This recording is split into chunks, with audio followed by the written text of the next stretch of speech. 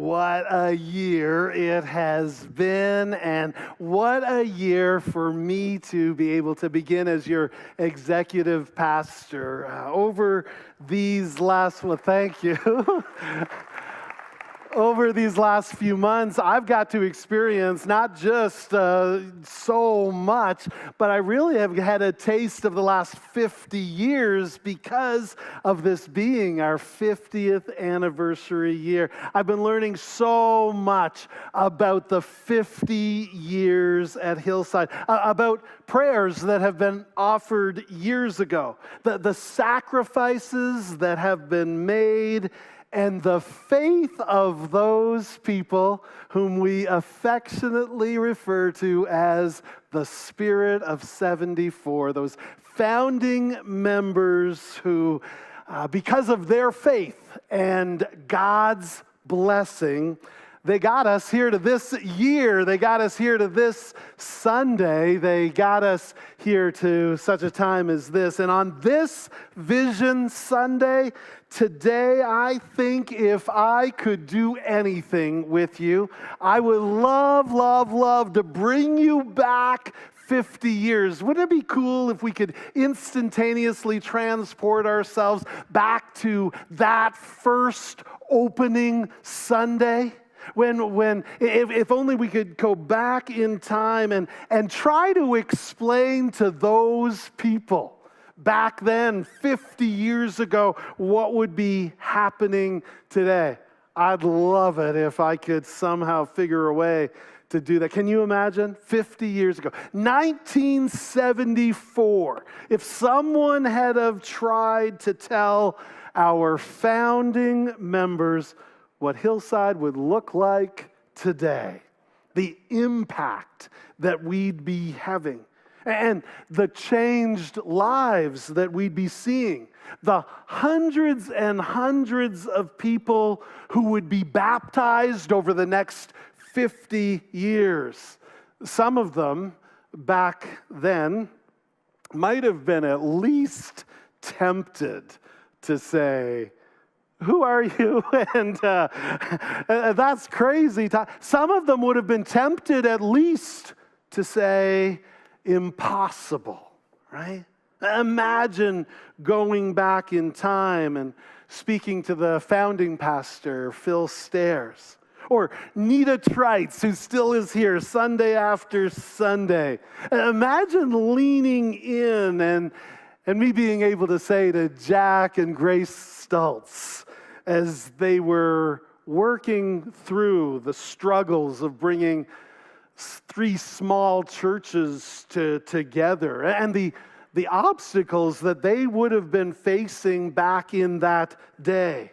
Imagine leaning in and saying, one day, Jack, one day, Nita, this little auditorium that you just built, that you just dedicated to the glory of God, well, it won't be big enough to seat all the people that will gather to worship every week.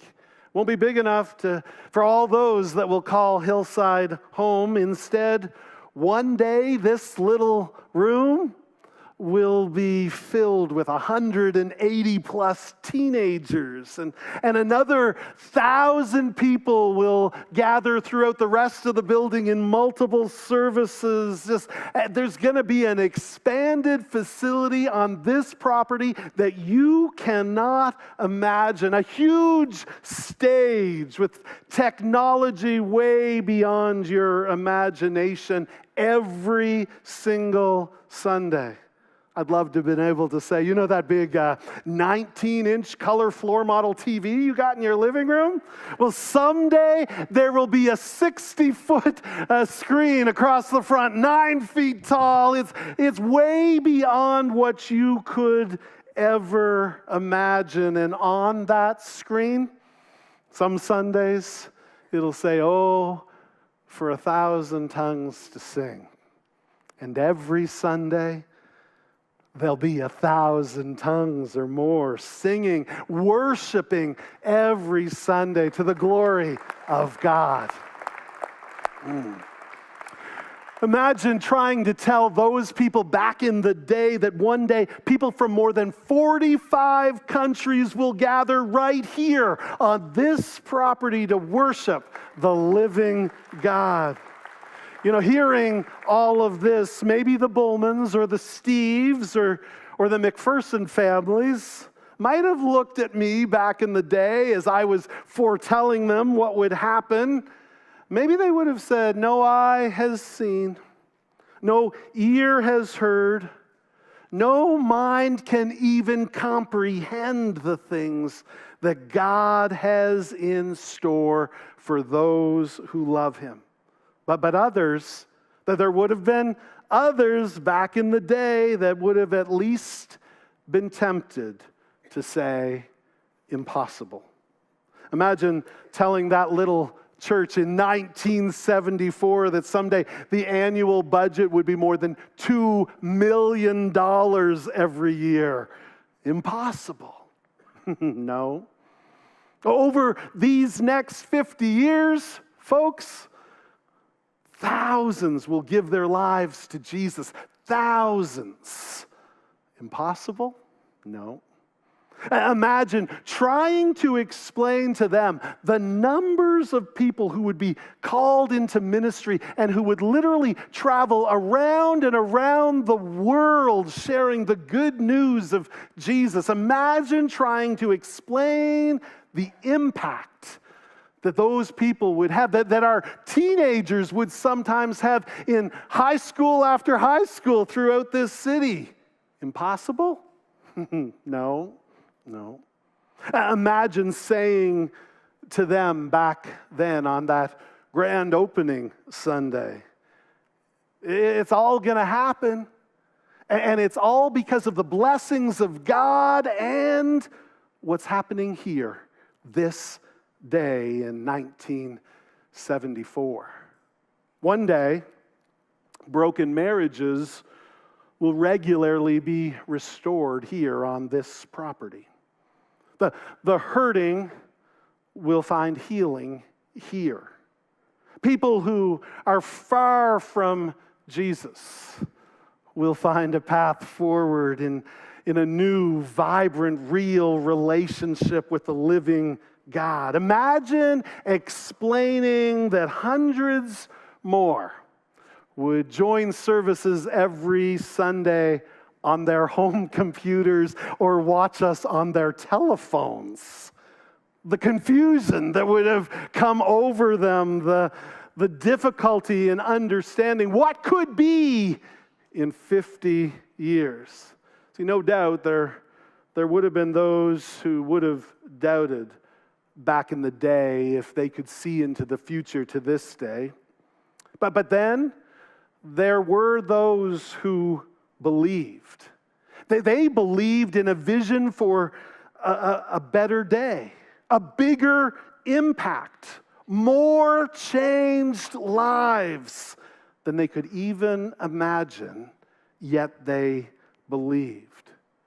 And just as the people who gathered on this property 50 years ago had to embark on a courageous journey that would have at times seemed overwhelming.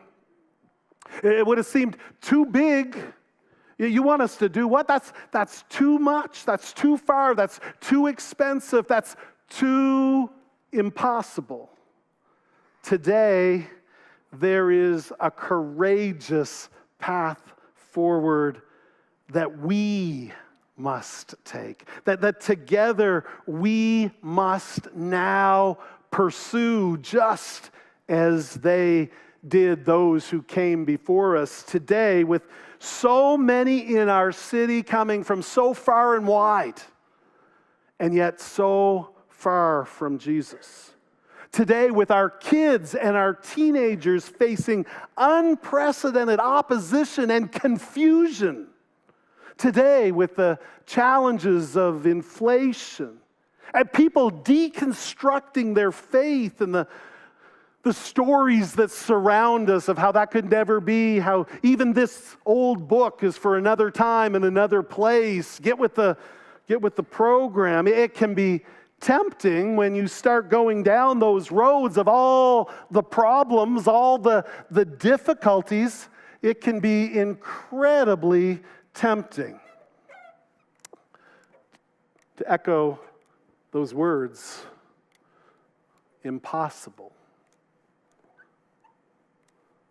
Impossible. But today the story has not just been written, a story is being written.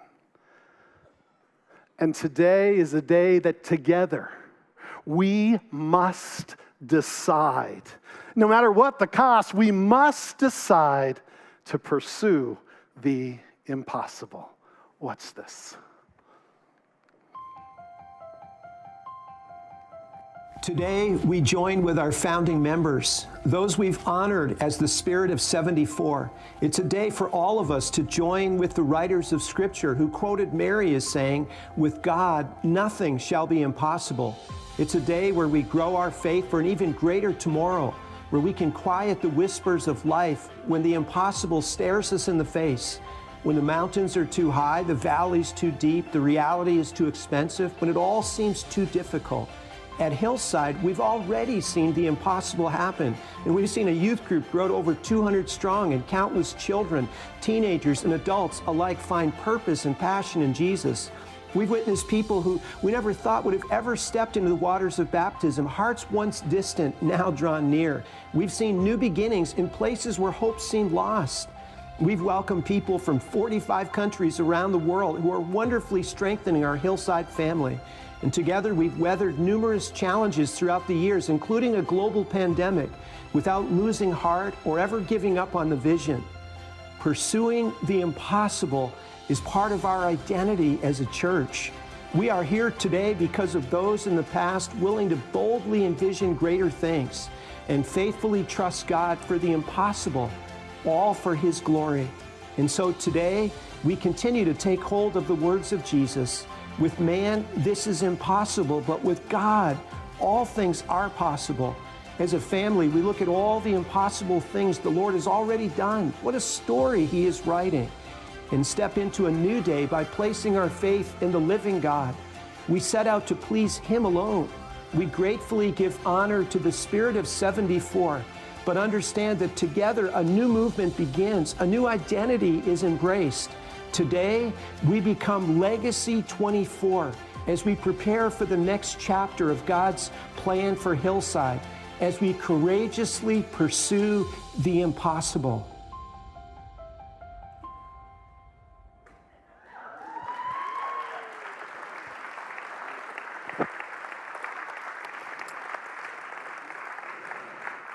On this Vision Sunday, I would love for us to be able to travel back in time, but I cannot do that. I can't become part of the Spirit of 74 any more than I can make you part of that if you weren't here. But together, today, as Legacy 24, as one another looking at each other in this moment, we can choose to step out in faith, believing for what may seem to be impossible in these next years and share a vision so that someday we can look back, spot each other in the crowd, even if it's in that great cloud of witnesses. But someday, wouldn't it be incredible to be part of this group who says, well, I thought this would never happen. You know, that person that you don't think will ever even come to church, let alone come to Jesus. Someday we can believe for what today seems to be impossible. That someday that person that is hard to believe they'll ever walk through the doors, that we might get to see them rise out of the waters of baptism, that we might get to hear them declare who it is that God is in their lives and what it is that God is doing and has done. See, someday we'll be able to look at each other and say, I was there.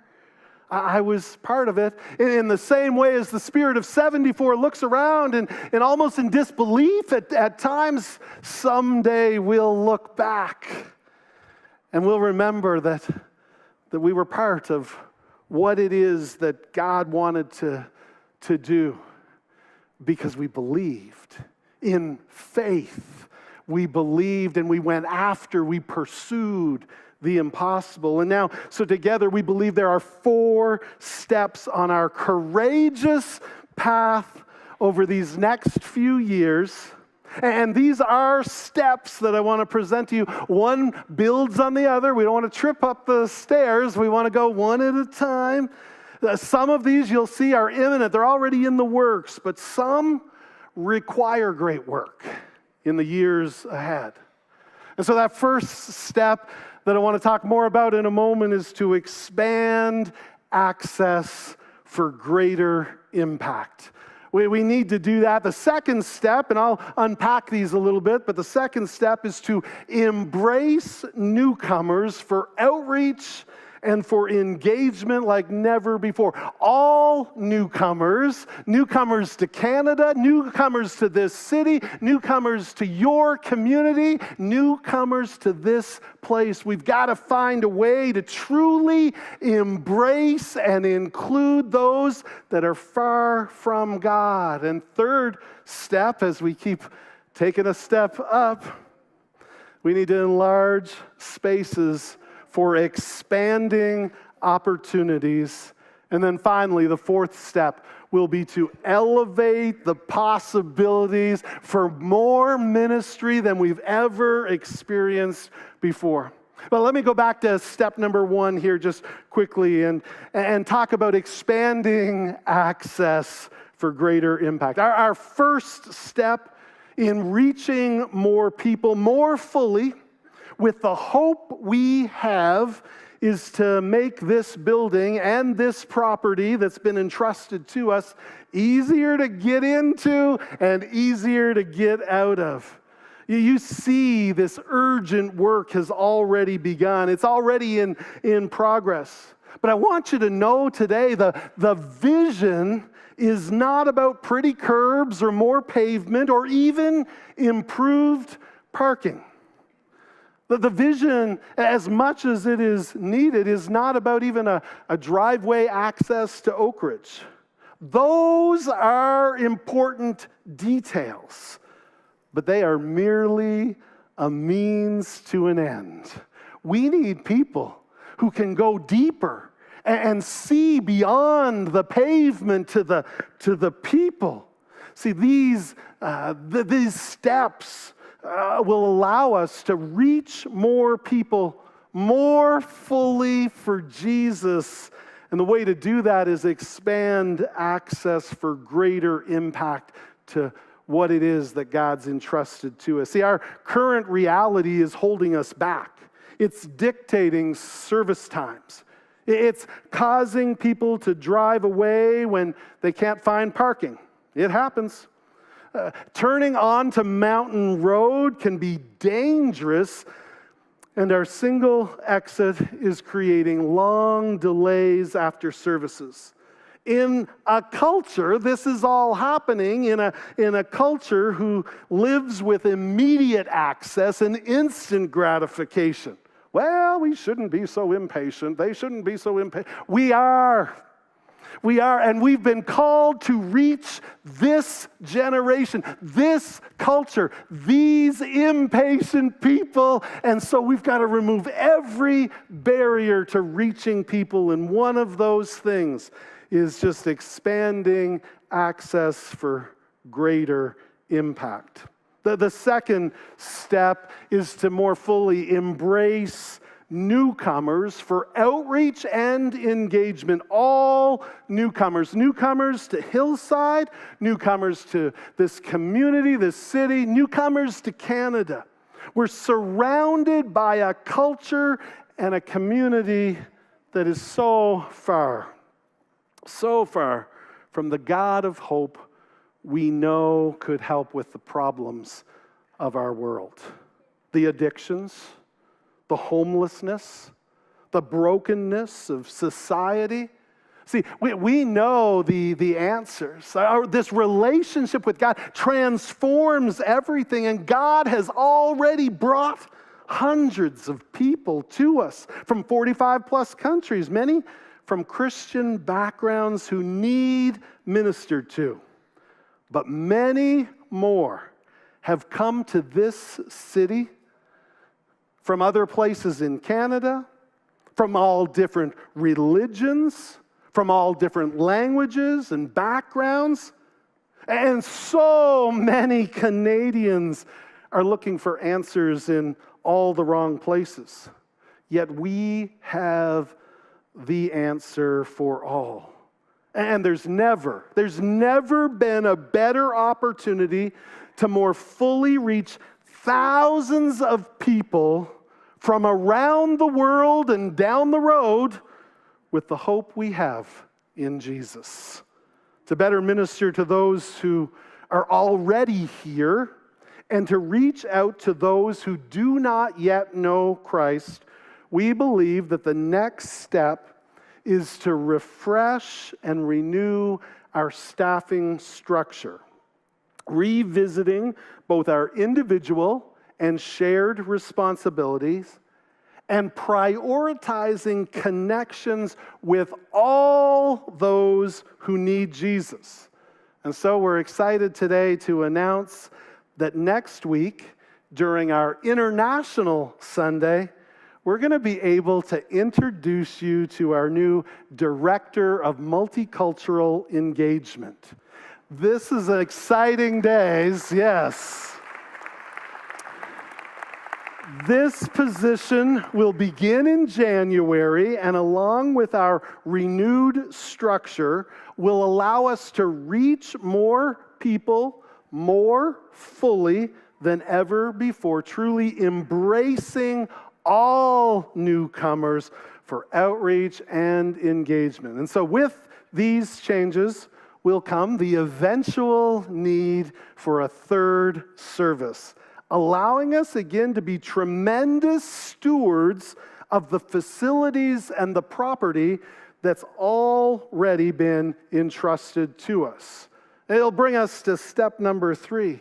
With easier access comes more people.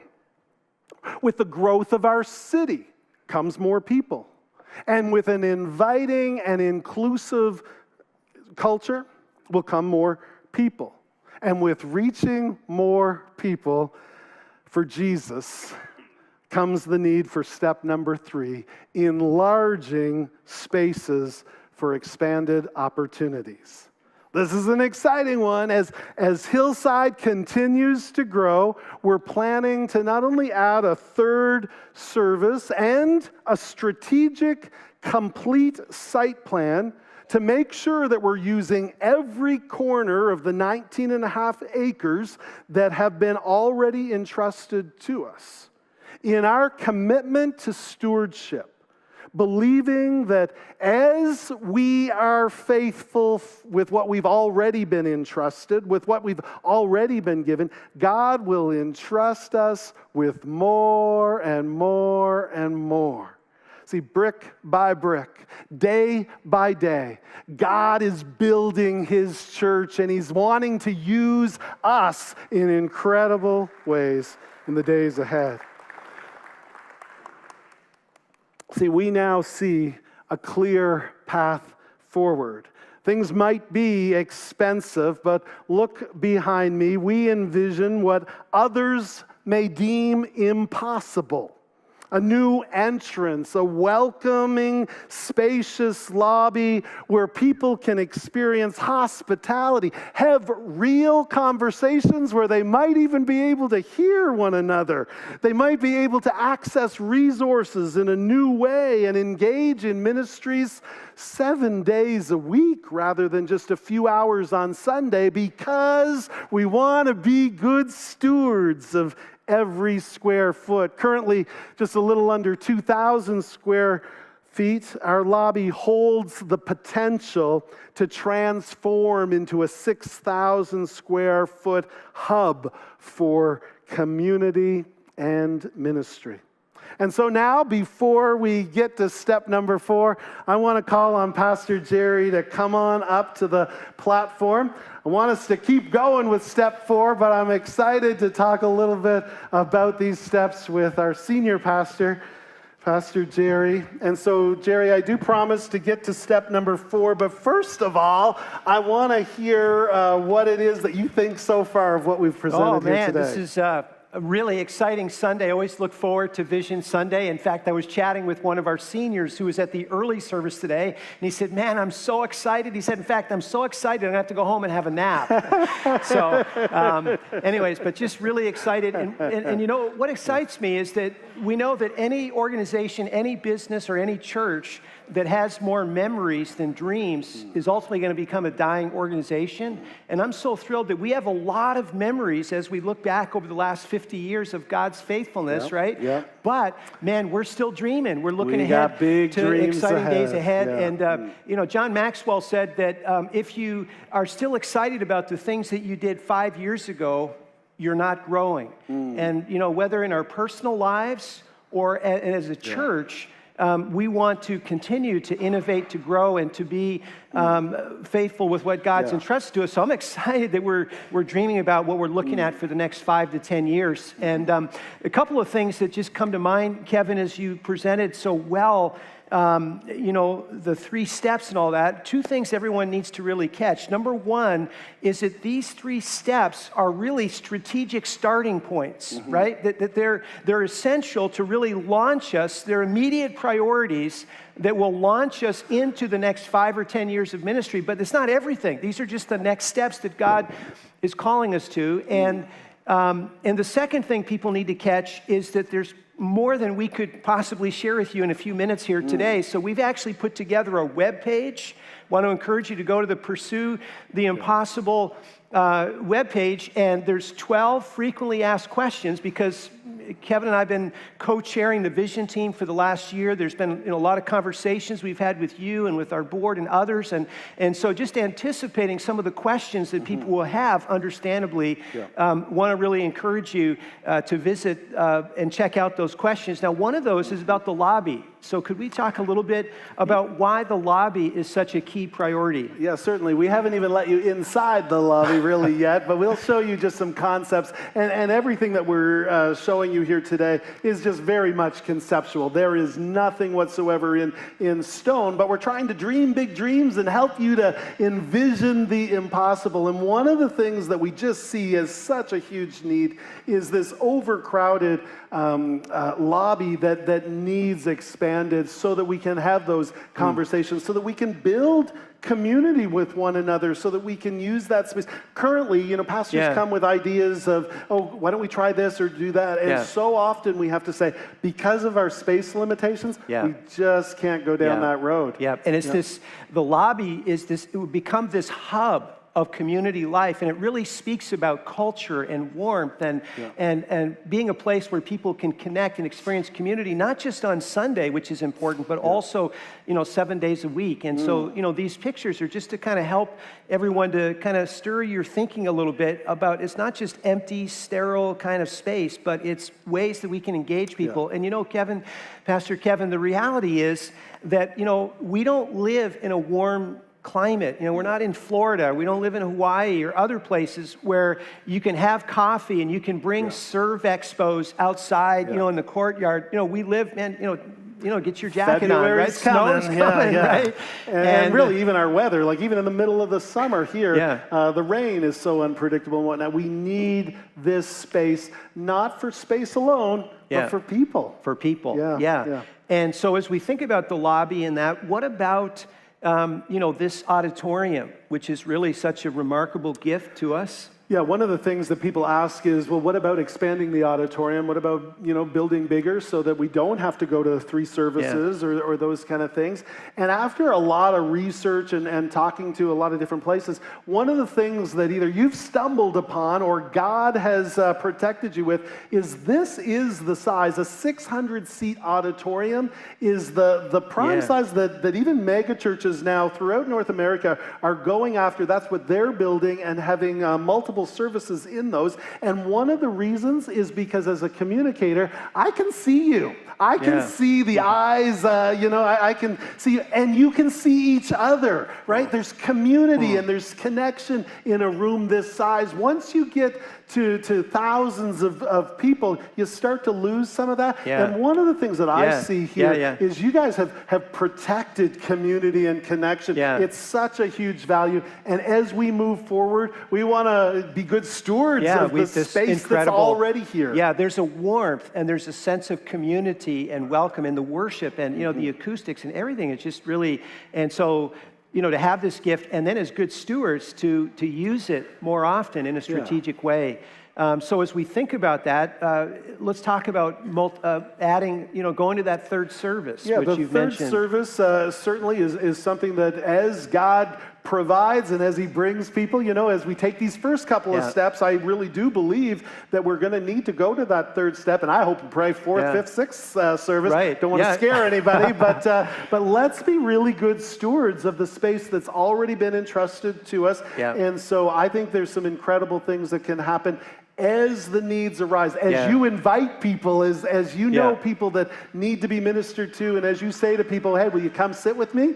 Then we'll need to move to that third service. And just to continue to maintain the momentum. So we'll let everyone know well in advance of when we sense God leading us to launch that third service, and then we'll be looking to raise up 150 Hillsiders from our church family who would say, well, we're going to partner with our staff and we're going to actually, help to be the volunteers and the core people who will help get that next service going. And there is a new believability that can happen because over these last few weeks since September, since moving the times, the service, we've had 49 and 51% breakdown, 51 and 49. Yeah. We're right around the 50-50 breakdown. So we are now believing in a new way that a third service really can help in incredible ways. Absolutely. Yeah. And so part of the conversation we've had, in this journey of discernment has been around the subject of multi-site.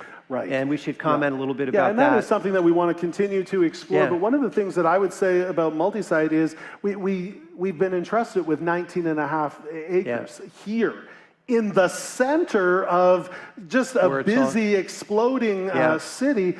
We would be crazy to try to find some other place that's already growing as much as this place. And so again, with stewardship, I believe it's so important for us to make the most of every square inch that's already been given to us, because God will bless that. If we're faithful with what he's given us, we'll see more and more and more people. Yeah, and God is blessing, and we are living in the fastest growing section of one of the fastest growing cities in the country, and we just really feel that God, the priority is for us to focus on our main site, continue to move forward there, and then as we continue to prioritize that, be open, as we look down the road to multi-site. But the priority right now is on the main site right now. Now, Pastor Jerry, you've been a part of many of these Vision Sundays, and one of the things that as I look back and look at Beyond Our Walls, this feels like to me in my research that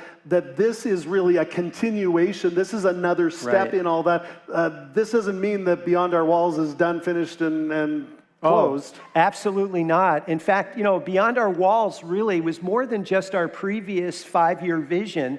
It really has become the heartbeat. It's integral into who we are. And so, we're going to continue to be investing. We're for families, we're for community, we're for the world around us. In a lot of ways, we're just getting started on some of those initiatives that, COVID was a little bit disruptive in that, but we're going to continue to fight for families. Nehemiah said, you're living in a time, Nehemiah chapter 4, where you need to really fight for your family. So we're going to continue to invest in our next gen ministries. We're going to continue to help parents and also grandparents with new resources and opportunities.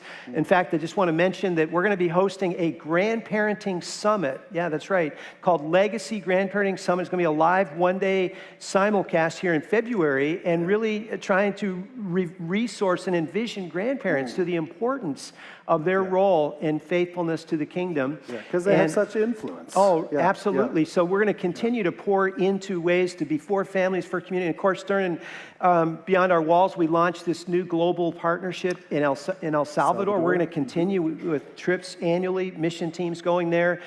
Also, with a generosity initiative coming up in 2025, a portion of those proceeds, we're actually wanting to buy a new 24-seat passenger vehicle for our partners in El Salvador. They could never afford this, and this would really What a blessing. move their ministry forward in a big way. So we're just going to continue to pour into some of those things that have already been getting started. So we've kind of touched on the fourth step without actually getting into the fourth step. But that fourth step of elevating the possibilities for more ministry than ever before is something that I think we don't know every detail. We don't Right. pretend to know every detail. But there's some exciting stuff stirring. Yeah. This is the dream phase, right? Yeah, and so again, seeing the day when we have more services within this building and God's favoring that way, continuing to have additional resources for Next Gen Ministries. We're living at a time where there's just a real mental health crisis in our culture, and really believe that there are some ways that we can further provide some resources and ministry kind of in that area as we look ahead. Love Moncton team, some of the local initiatives in our community Strategic and beyond. partners, Yeah, we're just going to continue to deepen some of those things, some new spaces. Again, you think about the Next Gen Ministries and what's happening. All of those things, I believe God will make clearer to us as we continue one step at a time. And You Pastor, can't see everything clearly now? no, it's not. No, what I've found over the years is that God can't steer a parked car, right? So he calls us to take the next step, and that as we step out in faith and take the step, take the risk, that God reveals more clearly. It's kind of like, those old Polaroid cameras? Remember I those do back in the remember day? those. You take a picture and then you got to then wait take a little while to minute, develop. and then it starts to Yes, develop, yeah. right? And you never... Oh, dear. Yes, there is Jason Donnell, our communications guy. Pastor Jerry, I need to be more specific in what I ask for slides in the future. Yes. Yeah, you never know where our communications director is going to appear, but we're so grateful for Jason, he's all done his a great work job. with the videos and with the banner his and team, so grateful for him. But Yeah, really, for sure. so as we continue to move forward, I believe the Lord's going to lead us and become more clear about some of those elevated possibilities. Yeah. Into the future. Yeah, So absolutely. as we kind of try to land the plane here today, Pastor Kevin, is there one final thought that you'd like to share? Yeah, with the church? absolutely. To me, it is so important for us to not get caught up or lost in the detail of some pavement or even a new position that we're excited about or an expanded lobby someday. That's bricks and mortar. What's important is for us to just go a little step deeper and realize those things are simply a means to an end. And so if people mention to you those things, invite them to go a little deeper and truly to understand that those things just bring us to the main thing, which is reaching more people for Jesus in a more full way. That's what it's all about. Amen. Yeah, Amen. very good. Thank you. Thank you, Pastor Kevin. And I'm going to invite the ushers to make their way down to the front. And, it's one thing to share a vision, but the success of this next chapter that God is moving us into is largely dependent on the engagement. I've been praying for 100% engagement, our whole Hillside family, to say, yes, this is what God together is calling us to. And so the ushers are going to pass out these Legacy 24 commitment cards that we get to actually be a part of Legacy 24. And there's also a commemorative pen to mark this special day. You can take this commemorative pen home with you.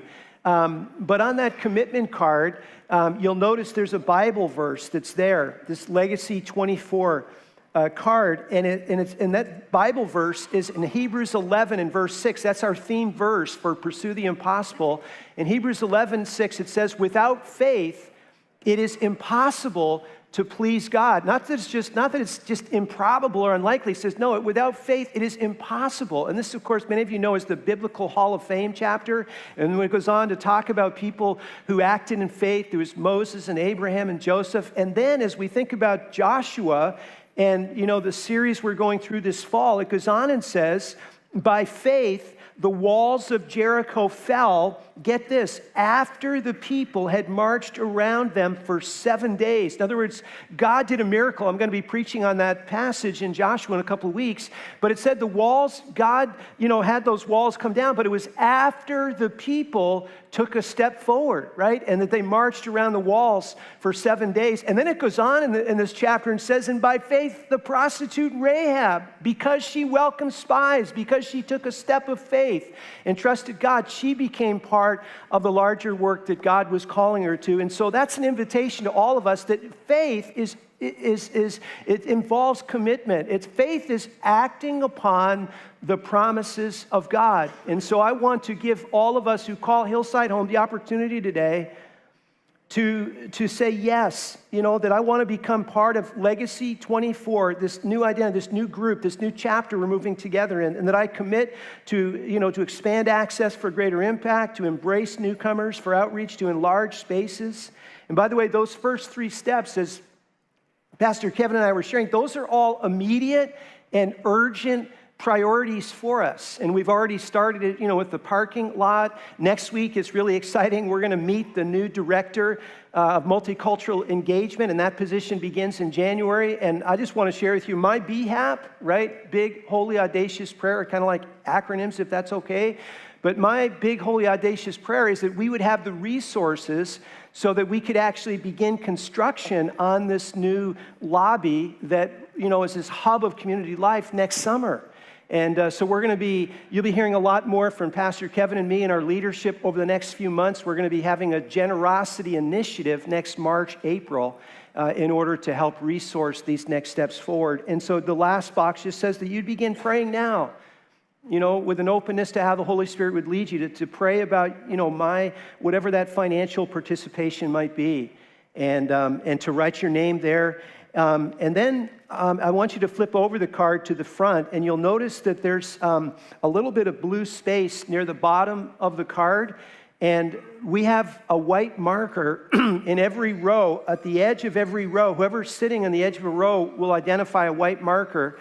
And what I want you to invite all of us to do over the next few minutes is to prayerfully think about the name of someone that you care about, someone that God has brought to your heart who maybe doesn't know the Lord. Maybe it's a friend, a colleague, a relative, or maybe it's someone that you care about that's struggling and needs some kind of a spiritual breakthrough, some kind of hope in their life. And we know that ultimately that comes through Jesus. And just to write down the name, use your white marker on the blue, and to write down the name or the initials of someone that brings to your mind.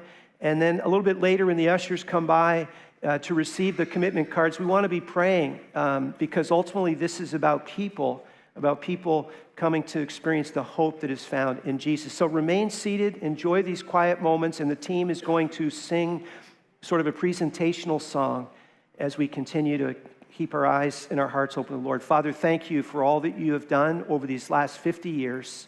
What a legacy of faithfulness to your honor and to your glory. And we pray that we would step up as this new identity, this new day of Legacy 24, that we would be faithful to you, our God, who is always, always faithful to your people. For Jesus' sake we pray. Amen.